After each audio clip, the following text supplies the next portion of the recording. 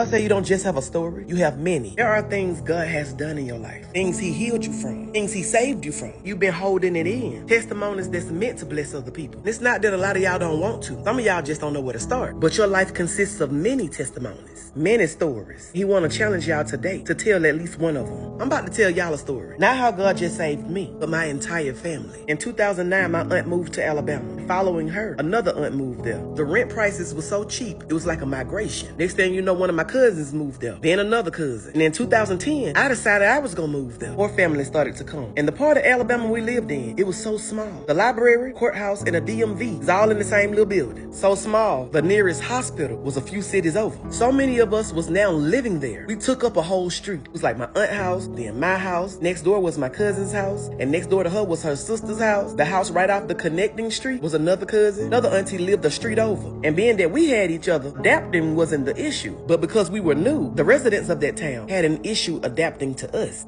city folk. That whole city was tight-knitted. Everybody either knew each other or they've dated before. Every store or restaurant you went to, the people that worked in those places was all related. They didn't want us there at first. So after a year of being there, the original residents started drama with us. They just wanted to try and bully and pick fights with us. This one particular night, everybody was gathered at my house. We was playing cards, playing dominoes, all the kids was running around, music was playing, and one of my cousins was standing on the porch talking to her friend. She ended up stepping in and telling us it's a black car that just been sitting at the stop sign for like 15 minutes. But in the town we lived in, it wasn't suspicious. It wasn't uncommon. It's a town with not much traffic. You can sit at a stop sign for an hour, just doing absolutely nothing if you wanted to. We thought somebody was probably sitting in the car drinking. But then the car slowly turned. We didn't know it was like 4 people in the car till it approached. All it was a drive-by. These people pulled up with the windows down. It was shooting from the back seat and the front seat into my house. Everybody in the house scrambling because we didn't know what was going on or why. There was so many shots we couldn't keep count. And after they sped off, we went and checked on my cousin them on the porch. Y'all,